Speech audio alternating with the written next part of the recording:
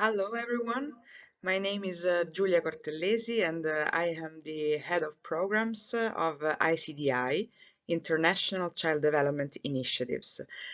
I'm very sorry we couldn't join you during this workshop, but I really hope that this presentation will help us introduce ourselves and our work and will contribute effectively to the design of the project proposal for the LEGO challenge.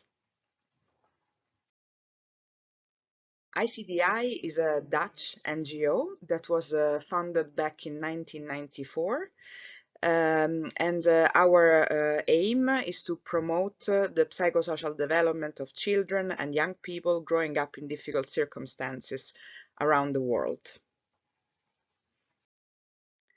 We believe in the power of children and young people to address the underlying causes of the problems they face, and we try to have a very participatory approach in all our projects and programs.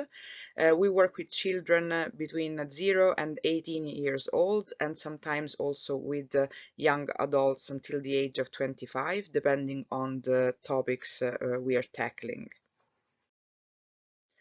We try to have a strength-based and focused approach, and we try to improve the skills of children, mothers, fathers, families, communities, local organizations, and authorities. We contribute to that by developing and giving input to policies and introducing new innovative practices. We always work with local implementing partners. ICDI is a knowledge organization, is not an implementing partner on the ground. So we provide the training, research, and advice. In every project and program, we design tailor-made training and capacity building trajectories for our partners and for the professionals and communities they work with. We conduct innovative action research or applied research to understand the needs of the communities and to understand the context and better design our interventions. We will always work in partnership, as said, and we also offer our consultancy services in some cases. Early childhood education and care and early childhood development is one of our focal areas. Within this focal area, we focus on inclusive early childhood education and care, looking especially at non-formal play and educational spaces for young children between 0 and 8 years old. And also at the intersection between the non-formal services in the community and the formal services such as schools or health services. In all our programs, play has a very central stage. We promote playful learning and parenting. We promote social and emotional development through playful learning. We help local organizations to assess and improve the quality of their formal, non-formal, and informal ECC settings through participatory assessment methodologies. We also developed a specific methodology to promote intergenerational learning between young children and older adults in community-based settings, and we support early childhood practitioners in their professional development on many different topics, including inclusive early childhood, intergenerational learning, social and emotional development, and so forth.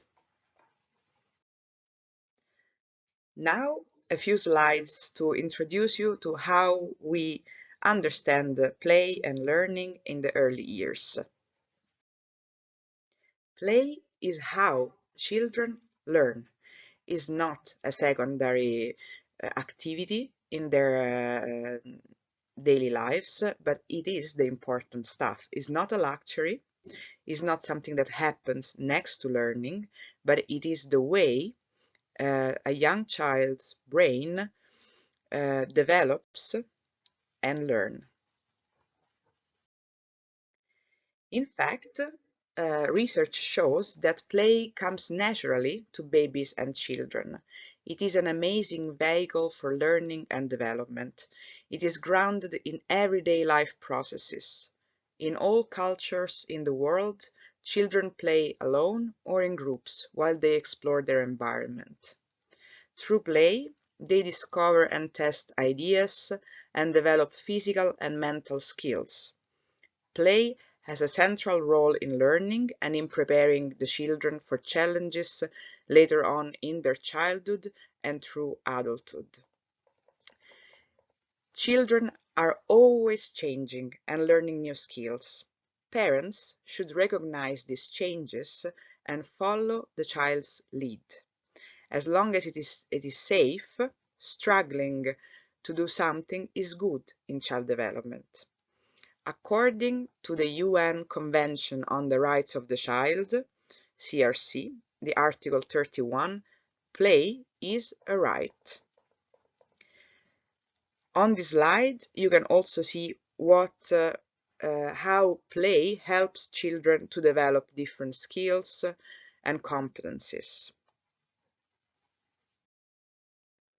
A very important aspect in supporting children in their play is agency. So it's the control that children can have on their own play and the fact that they can take leadership, make choices, and take charge during play. There are many different types and forms of play, and the level of agency of a child in the play depends on where the play is on the spectrum, on the continuum of playful learning. In this slide, you can see a graphic from the Lego Foundation. It's a publication from 2017, if I'm not mistaken, with the continuum of playful learning. That on the very left, there is free play, which is completely child-led. And on the very right, there is direct instructions, where the adult designs and organizes the play experience with a clear set of rules and constraints for the children. And then in the middle, there are the guided play and games. So depending on the kind of play, the role of the adult changes and also the autonomy and agency of children also changes. Also, there are many forms of play. There is pretend play, creative play, game with rules, physical play, language play, and so forth. These are all very valuable forms of play, and many times they overlap. Let's start with creative play. It involves children exploring and using their bodies and materials to make and do things and to share their feelings, ideas, and thoughts. Another type of play involves games with rules. Even babies and toddlers can partake in this, as for example, peekaboo and turn-taking games. They both have rules. Rules are often an important part of pretend play, where children negotiate rules about what can and can't be done. Language play involves children playing with sounds and words. It includes unrehearsed and spontaneous manipulation of these, often with rhythmic and repetitive elements. Children like playing with language, enjoy patterns, sounds, and nonsense words. They also love jokes and funny stories. Language play can also be done with babies before they are able to talk. Then we have physical play. It involves children developing, practicing, and refining bodily movements and control. It includes whole body and limb movements, coordination, and balance. These activities involve physical movement for their own sake and enjoyment. Children gain control over their gross motor skills first before refining their fine motor skills. Then we have exploratory play. It involves children using physical skills and their senses to find out what things feel like and what can be done with them. Children explore their own bodies, and then they explore the things in their environment. Then we have manipulative play, which involves practicing and refining motor skills. This type of play enhances physical dexterity and hand-eye coordination. Over time, children need to experience a range of different levels of manipulation if they are to refine their motor skills. This type of play includes manipulating objects and materials. Then we have constructive play, which involves building something using natural or manufactured materials. As children develop, this type of play can become more complex and intricate. In the realm of pretend play, we have pretend, dramatic, make-believe, role, and fantasy play, which all involve children using their imaginations. It includes pretending with objects, actions, and situations. And as children grow, their imaginations and their play become increasingly complex. Children use their developing language to move from thinking in the concrete to thinking in the abstract. They make up stories and scenarios. Children act out real events, and they also take part in fantasy play about things that are not real, such as fairies or superheroes. Children try out roles, occupations, and experiences in their pretend play.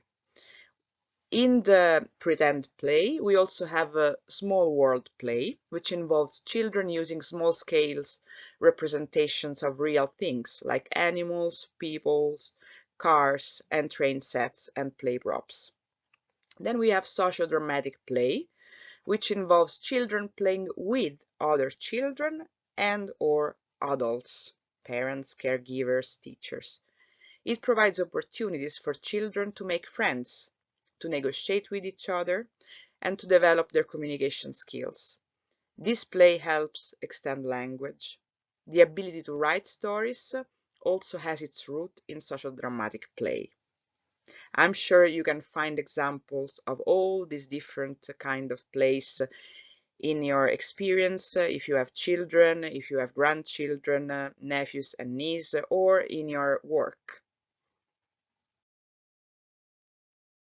Of course, for children to learn through play, play has to have some characteristics.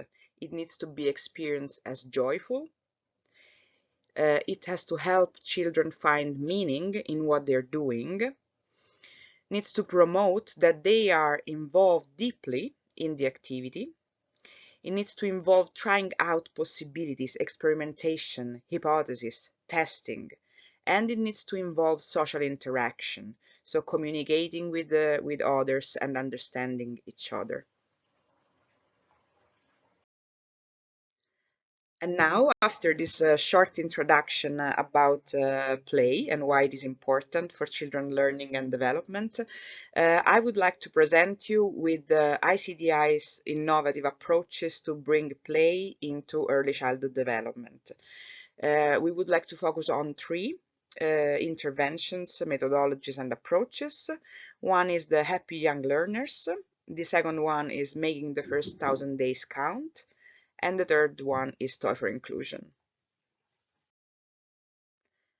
In many low and middle income countries around the world, where children are at risk of malnutrition and they're exposed to extreme poverty, there is a lot of emphasis on health and nutrition, as it should be.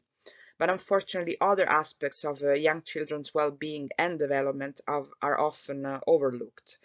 And these are social and emotional development, play and learning, and responsive parenting. And this is where ICDI has decided to intervene in order to devise methodologies that could compensate and fill this gap. A couple of years ago, ICDI and ESD, Education for Sustainable Development, our local partner in Ethiopia, as part of the project UPSI 5, we measured the psychosocial well-being of Ethiopian 5-year-old children. We collected data for more than 1,000 children in 2 regions of Ethiopia to measure their social and emotional well-being. Um, Social and emotional well-being is heavily influenced by the environment and relationships that children have experienced during the first years of life. And as a result of this research, we identified a number of recommendations for improving the environment and relationships of children in the formal school settings in their communities. And we have supported the capacity development of the school teachers and principals and our local partners in order to improve the play provisions and environment and the quality of the relationships in the targeted communities. So I invite you to watch this short video that talks about this intervention. It is called Happy Young Learners. Thank you. Through a participatory process, teachers of pre-primary schools in Ethiopia were helped to identify areas of improvement in their daily practice.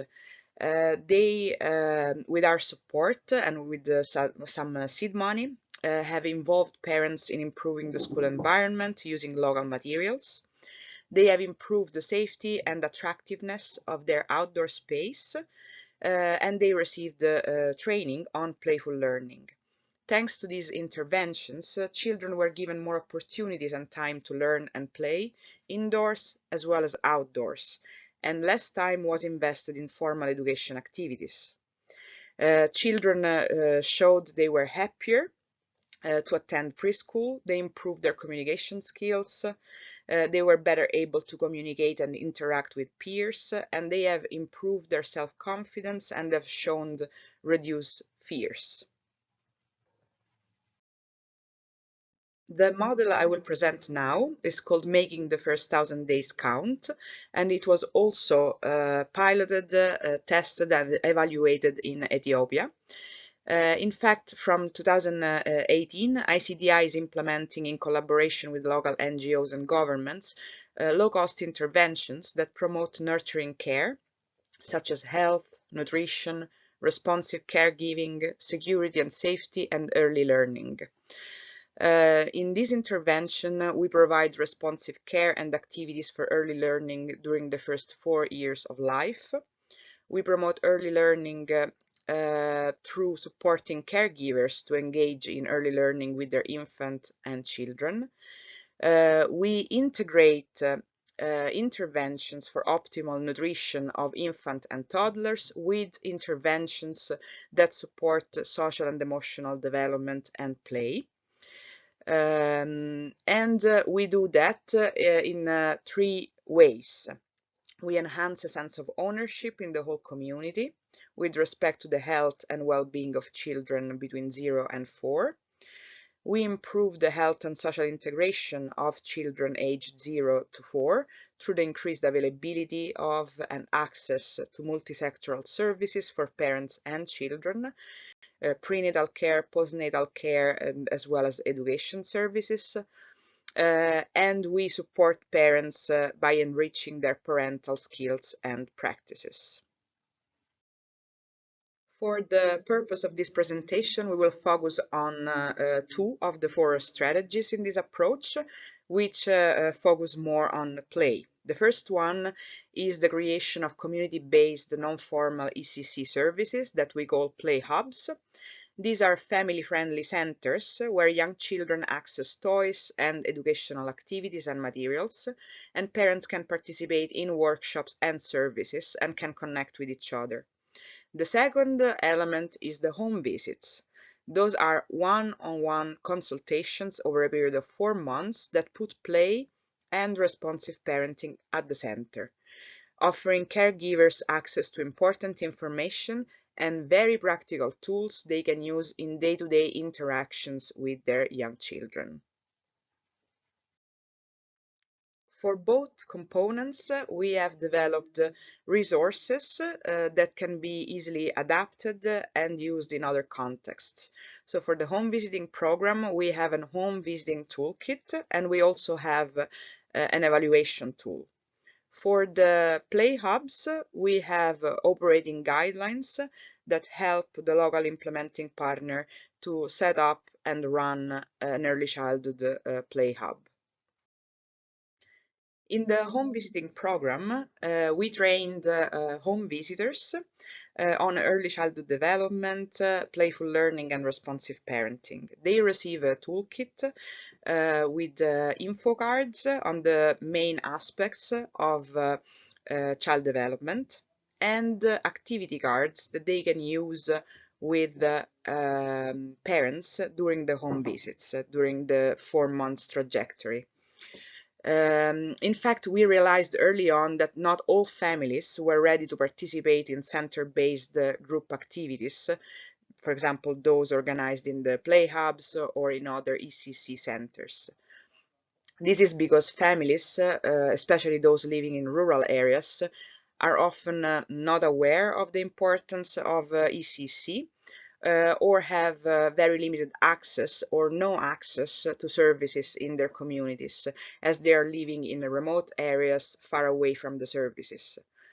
And where services do exist, they do not cater for the needs of the families with very young children.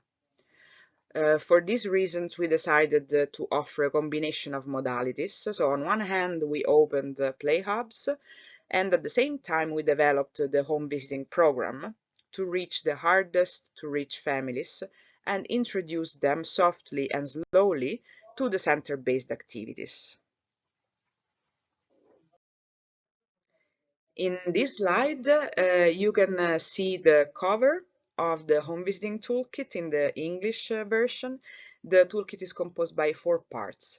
The first 2 parts, part 1 and 2, are for trainers. Part 3 is the info cards for the home visitors, and part 4 is the activity cards for home visitors and parents. So the image in the middle shows you an info card. Every info card is marked with an icon that shows to which domain of child development the activity is linked, so language development, physical development, social and emotional development, and so forth, and the age of the child it can be used with. So in this case, we have language development for children between 7 and 12 months. And the activity is rhyme with your child. The image on the right shows one of the info cards in our toolkit. In this case is info card 8, Playing Without Toys, which provides the home visitors after the training with some basic knowledge and tips on this specific topic. But there are many other info cards on other topics, and home visitors can always go back to the info cards to refresh their knowledge before and after the home visits. As explained earlier, home visits couple with center-based group activities that take place in the Play Hub. But what is a Play Hub? Play Hubs are community play centers for children 0 to 4 and their families. Those are spaces where children and their families, members of their families of all ages, are welcome to play games with each other, where information about child rearing, health, early learning and development can be passed to parents and grandparents informally, and where they can meet with other parents to take part in creative and social activities. Play hubs also serve as toy libraries where families can borrow toys and learn how to play with them and bring them home for 2 weeks, 3 weeks, 4 weeks. Finally, the hubs connect families with other services in their communities, such as health centers, ECC centers, schools, etc., bridging the gap between families and services. So they offer what we call a one-stop shop for all the basic needs of families with young children. In this graphic, you can see all the different things that happen in ECC Play Hub in Ethiopia. So through the Play Hub, practitioners, professionals assess the needs of families and young children in their communities. They develop participatory action plans to respond to these needs. They organize home visits. They support and train parents and caregivers. They organize play activities for children and for parents. They connect professionals from different sectors, and they offer a meeting place, an informal, safe, low threshold meeting place for caregivers and children where play is at the center, but works as a bridge to access many other services. Our play hubs in Ethiopia were inspired and adapted from play hubs that ICDI designed and tested in 8 European countries in the program Toy for Inclusion, which started back in 2017 and is still running until now, with now 18 play hubs in 8 European countries, and new play hubs are open every year. Our slogan is social inclusion begins with young children's eagerness to play together. Toy for Inclusion is an approach that promotes inclusive, community-based early childhood education and care, and brings services for children and their families to where they are needed. It was developed by ICDI in partnership with NGOs and local authorities in 8 European countries, as I said before. And it involves different sectors and agencies working together with the community to come up with flexible solutions and responses to the specific needs of young children and their families. Toy for Inclusion provides play, learning, and socializing opportunities for children and their parents. It also promotes intergenerational activities which involve grandparents and other older adults living in the neighborhood. All these activities take place in a play hub, which puts Toy for Inclusion at the heart of the communities. On this slide, you can see some of the many publicly available resources that we have developed for Toy for Inclusion and for running the play hubs. Most of them are available on the Toy for Inclusion website in different languages. We have the Toy for Inclusion Toolkit for organizations and professionals who want to set up a play hub. We have the operating guidelines. We have the What Works guide with the recommendations for policy and practice. We also have a cost assessment, a frequently asked questions, and an impact evaluation. As we said before, play is the important stuff for young children, and we believe that play is also a community imperative, and everyone in the community should be involved and responsible to promote play for young children in their community. And this is why we also strongly believe in the involvement of different generations in all play interventions. And in fact, as you can see on this slide, one of the 4 pillars of Toy for Inclusion is intergenerational learning between young children and older adults.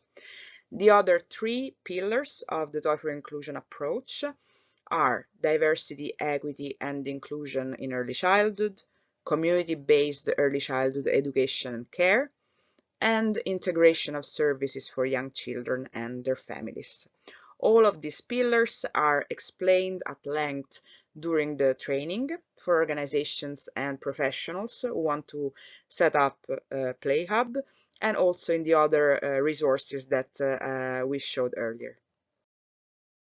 I invite you now to watch this short video about our play hubs in Europe, where you can find answers to some of the most common questions about play hubs.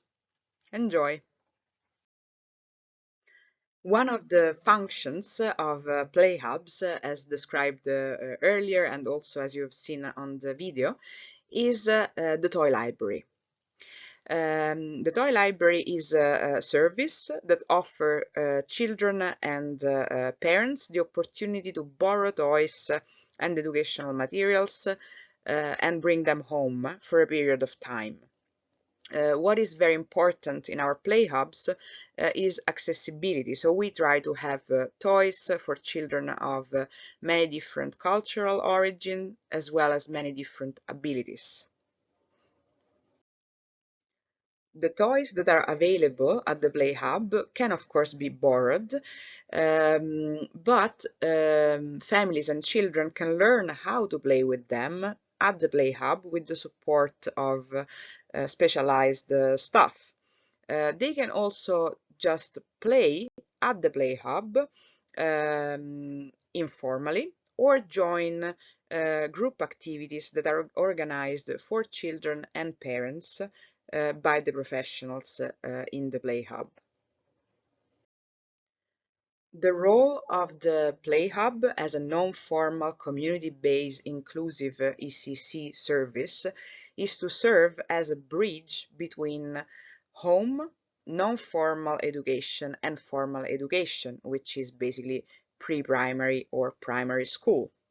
In fact, through play-based activities at the Play Hub, we support creativity, we increase confidence and develop social, emotional and verbal skills in all the children that participate, and we try to unlock their potential. These play hubs are particularly important for children that are often excluded from formal education services.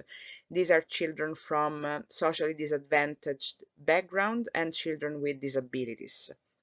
Play hubs, thanks to the collaboration of different services and thanks to the fact that they offer low threshold access to those services in the community, also promote trust between families and services, ensuring that also those that are called harder to reach families can access basic services. Of course, every play hub looks different in every community and in every country. This is also one of the features of the Toy for Inclusion approach, which is a super flexible and adaptable approach. But there are some common features in all play hubs. They always are family and child friendly, safe spaces where both adults and children feel welcome and are free to move and explore. They are accessible to all, including children and adults with special needs and or disabilities. When possible, we always try to have both an indoor as well as an outdoor space. We try to have them always located on the ground floor and have a dedicated entrance, which is independent from the other services in the building, because many play hubs, for example, are located in a pre-primary school or a primary school or in a public library or in a community center or a neighborhood center.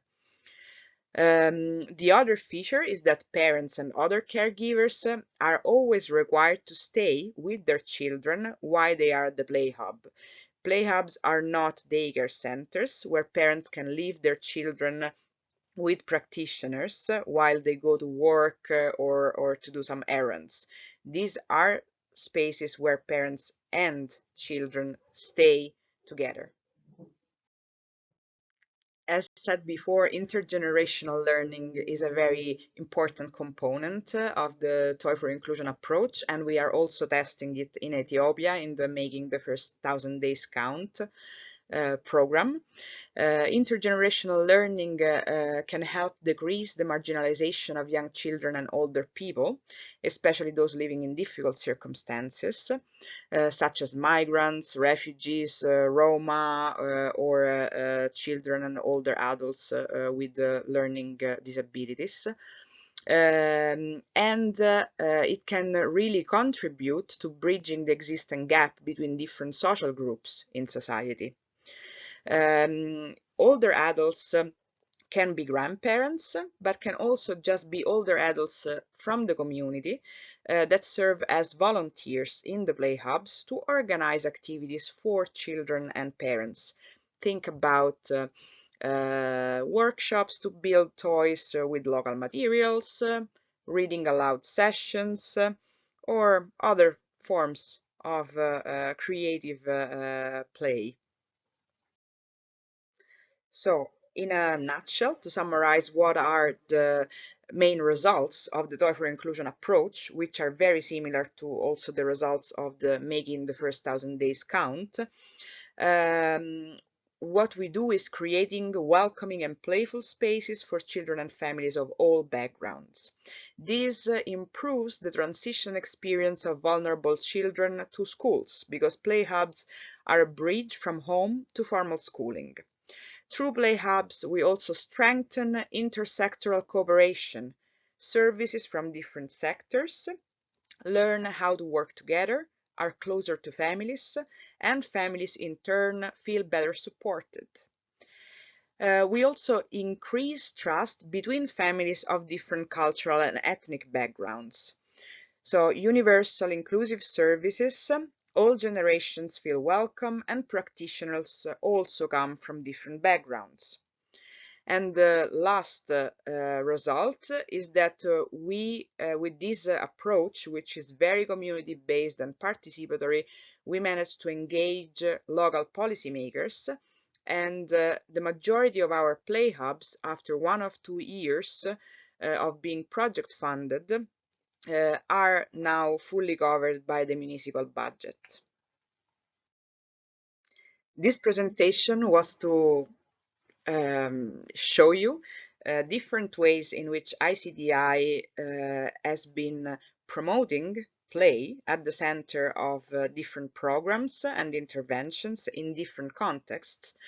But now, going back to ICDI's role and contribution for the Lego Challenge, we think that we can contribute with our experience and expertise in play. We in fact provide a holistic understanding of how important play is, as well as the consequences of neglecting play in the development of children. We also provide knowledge on how to design community-based interventions that promote play and nurture relationship between children, their parents, caregivers, and peers.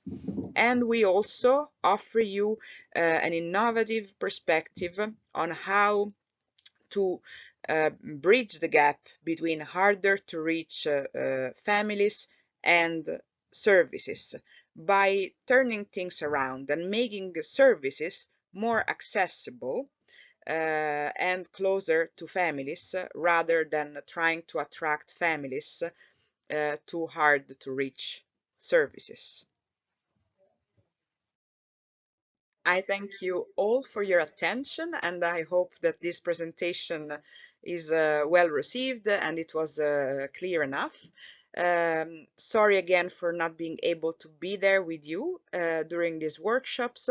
I really hope we will have the chance to meet each other and get to know each other in another occasion, and we remain at your disposal to clarify any doubt and provide any further information about our approach and our potential contribution to this joint program.